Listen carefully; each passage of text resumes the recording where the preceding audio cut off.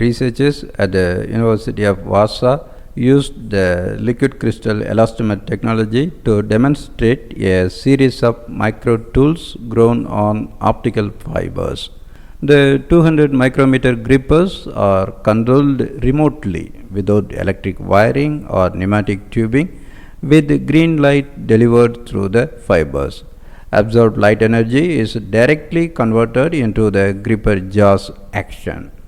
Gripping objects is a fundamental skill for living organisms, from the microscopic rotifers through the amazing dexterity of the human hand to the jaws of predatory whales and the soft tentacles of giant squids, and is also vital for many ever springing technologies.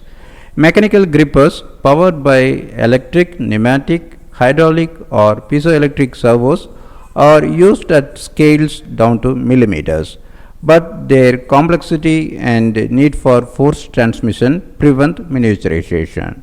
Poland researchers have now used the liquid crystal elastomer microstructures that can change shape in response to light to build a light powered micro tool, optical pliers.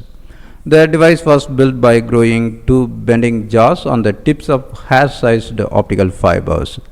Liquid crystalline elastomers (LCEs) are smart materials that can reversibly change shape under illumination with visible light.